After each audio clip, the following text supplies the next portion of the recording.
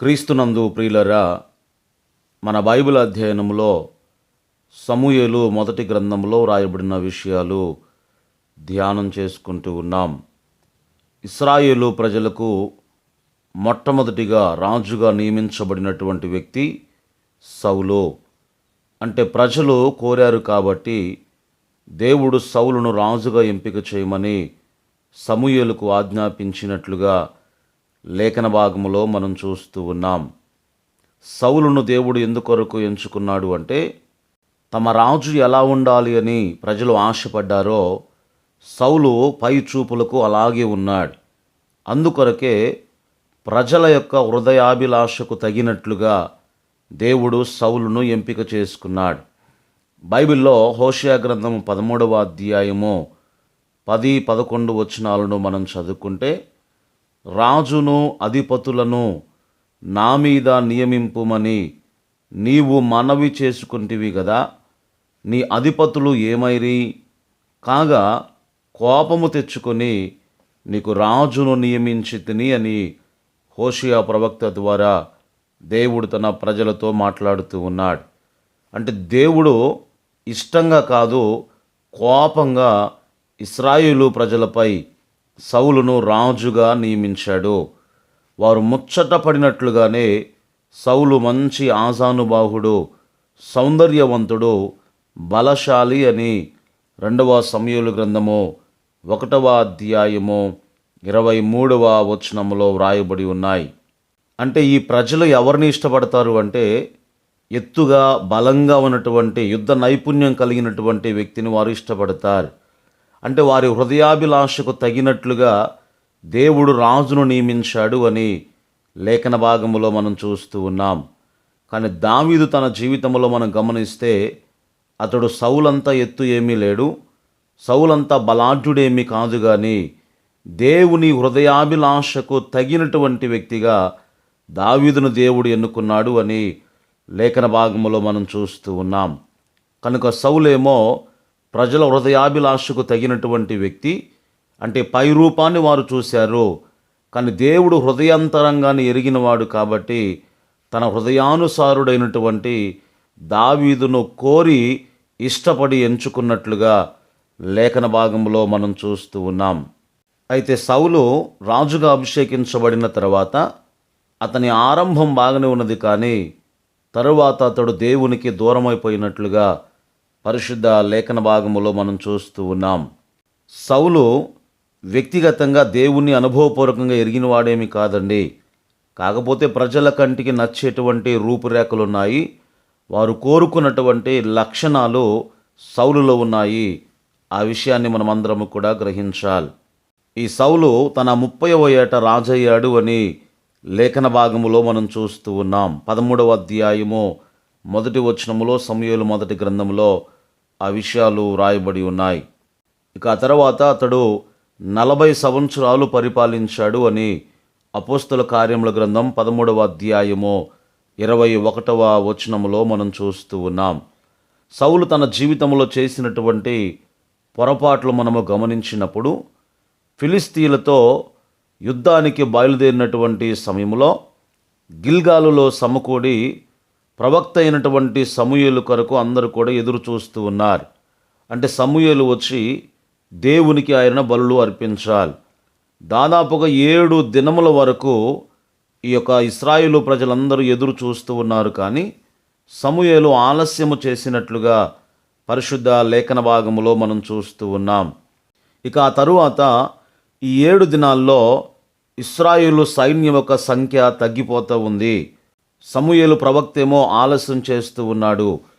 ఈ దృశ్యం ఎలా ఉంది అంటే, యేసుక్రీస్తు వారు లాజరు చనిపోయాక 4వ రోజుకి బేతనియ చేరినట్లుగా ఈ పరిస్థితి మనకు కనబడుతూ ఉంది. అయితే సౌలు ఏం చేశాడు అంటే, సమూయేలు స్థానంలో తానే దహన బలులు అర్పించడానికి పూనుకున్నట్లుగా లేఖన భాగములో మనం చూస్తూ ఉన్నాం. ప్రభునందు ఆత్మీయులరా, సౌలు లేవీయుడు కాదు. సమూయేలు ఆలస్యం చేసినప్పటికీ, సైనికులు రోజు రోజుకి జారుకుంటున్నప్పటికీ యాజక ధర్మాన్ని తన చేతుల్లోకి తీసుకోవడము సౌలుకు ఎంత మాత్రము కూడా సమర్థనీయము కాదు.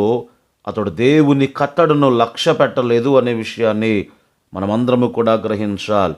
ఎందుకంటే యాజకులు చేయవలసిన పని యాజకులు చేయాలి, పాలకులు అంటే రాజు చేయాల్సినటువంటి పని రాజు చేయాలి. కానీ పాలకుడైనటువంటి ఈ సౌలు రాజు యాజకత్వాన్ని అక్కడ చేశాడు అనే విషయాన్ని మనమందరము కూడా గ్రహించాలి. మరి సమూయేలు గారు ఆలస్యం వెనకాల మనం నేర్చుకోవలసినటువంటి పాఠం ఏమిటంటే, కొన్ని సందర్భాల్లో భయంకరమైన ప్రతికూల పరిస్థితుల్లో దేవుడు మన విశ్వాసాన్ని ఆయన పరీక్షిస్తాడు అనేటువంటి విషయాన్ని మనమందరము కూడా గ్రహించాలి. అంటే దేవుడు మన విశ్వాసాన్ని పరీక్షించేటువంటి ఆ క్రమంలో కొన్ని ఇబ్బందులు కూడా మన మీదకి దేవుడు పంపిస్తూ ఉంటాడు. ఇటువంటి పరీక్షలు మనలో ఉన్నటువంటి సహనాన్ని పెంచాలి. ఆ సహనము మన విశ్వాసాన్ని వృద్ధి చేయాలి. కానీ సౌలైతే ఈ పరీక్షలో ఆయన విఫలమైపోయాడు అని పరిశుద్ధ లేఖన భాగములో మనం చూస్తూ ఉన్నాం. ఈ భాగాన్ని జాగ్రత్తగా మనం గమనిస్తే ఈ సందర్భంలో సౌలు చేసినటువంటి పని వెనుక సరైనటువంటి కారణమే ఉంది అనిపించవచ్చును, కానీ దైవ చిత్తాన్ని ఉల్లంఘించడమో అది క్షమార్హము కాదు అనే విషయాన్ని దైవచనునిగా ఈ సందర్భాన్ని బట్టి మీకు తెలియజేస్తూ ఉన్నాను. సౌలు చేసినటువంటి ఆ తొందరపాటు పనిని బట్టి తన రాజ్యమును అతడు కోల్పోయే తీర్పు పొందినట్లుగా 13వ అధ్యాయము 13వ వచనములో మనం చూస్తూ ఉన్నాం.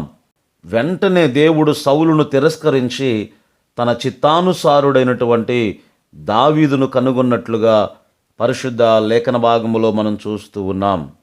సౌలు తన సింహాసనాన్ని పోగొట్టుకోవడం వెనుక అతని యొక్క అసహనము, తొందరపాటు మనకు కనబడుతూ ఉన్నాయి. ఈ అవివేకపూరితమైనటువంటి తొందరపాటు మరికొన్ని సందర్భాల్లో కూడా బయటపడిందండి. ఒక సందర్భంలో ఫిలిస్తీన్లతో యుద్ధానికి వెళ్తూ ఉన్నప్పుడు ఈ సౌలు ఏం చేశాడు అంటే ప్రజలందరి చేత ప్రమాణం చేయించాడు. సాయంకాలం వరకు కూడా ఎవరు భోజనాన్ని ముట్టవద్దు, ఆహారం తీసుకోవద్దు అని ప్రజలందరి చేత ప్రమాణం చేయించాడు. అలా చేయడాన్ని బట్టి ఆ యుద్ధములో ప్రజలందరూ కూడా నేరసిల్లిపోయినట్లుగా పరిశుద్ధ లేఖన భాగములో మనం చూస్తూ ఉన్నాం. ఆ ప్రమాణం చేసినప్పుడు సౌలు కుమారుడైనటువంటి యోనాతాను ఆ స్థలములో లేడు. ఆ ప్రమాణం అతనికి తెలియదు కాబట్టి ఆ యుద్ధ సమయంలో సౌలు కుమారుడైనటువంటి యోనాతాను తేనె అతనికి కనిపించినప్పుడు ఆ తేనెను అతడు ఆరగించాడు అని పరిశుద్ధ లేఖన భాగములో మనం చూస్తూ ఉన్నాం. ఆ కారణాన్ని బట్టి ఆ తర్వాత సౌలు యోనాతానును చంపజూశాడు. అయితే ప్రజలందరూ కూడా యోనాతాను వైపు ఉండి ఆ యోనాతానును రక్షించినట్లుగా లేఖన భాగములో మనం చూస్తూ ఉన్నాం. అంటే సౌలు తనకు లేనటువంటి భక్తిని ఏదో ప్రదర్శించాలి అనుకున్నాడు. అయితే నేను చేసినటువంటి ప్రమాణాన్ని నా కుమారుడు మీరాడు అనే ఉద్దేశంతో ప్రజలందరి ముందు యోనాతానును చంపబోయాడు. ప్రభునందు ఆత్మీయులరా, తనకు లేనటువంటి భక్తిని ప్రదర్శిస్తే, అనవసరమైనటువంటి డంబాలు పలికితే లేదా అనవసరమైనటువంటి శపథాలు చేస్తే ఇలాంటి పరిణామాలే ఉంటాయి అనే విషయాన్ని మనమందరం కూడా గ్రహించబద్దులమై ఉన్నాం. ఇక ఆ తర్వాత సౌలు చేసినటువంటి మరొక పొరపాటు ఏమిటంటే, దేవుడు ముందే చెప్పాడు మోషేతో, సంఖ్యాకాండం 24వ అధ్యాయం 20వ వచనంలో ఏం చెప్పాడు అంటే, మోషే నీ గ్రంథంలో రాసి ఉంచు, అమాలీకీయులు ఇశ్రాయేలు ప్రజలకు ఏదైతే చేశారో రాబోయేటువంటి తరములో ఈ అమాలేకీయులను భూమి మీద లేకుండా చేస్తాను అని దేవుడు మోషేతో మాట్లాడుతూ ఉన్నాడు. అయితే ఈ సౌలు రాజు అయినటువంటి తర్వాత మొట్టమొదటిగా దేవుడు చెప్పాడు కదా, అమాలేకీయులు లేకుండా పూర్తిగా వారు నాశనము చేయబడాలి అని దేవుడు చెప్పాడు. ఎందుకొరకంటే ఇశ్రాయేలు ప్రజలు అమాలేకీయుల దేశము గుండా వారు వెళ్తూ ఉన్నప్పుడు ఈ అమాలేకీయులు వారిని పోనివ్వలేదండి.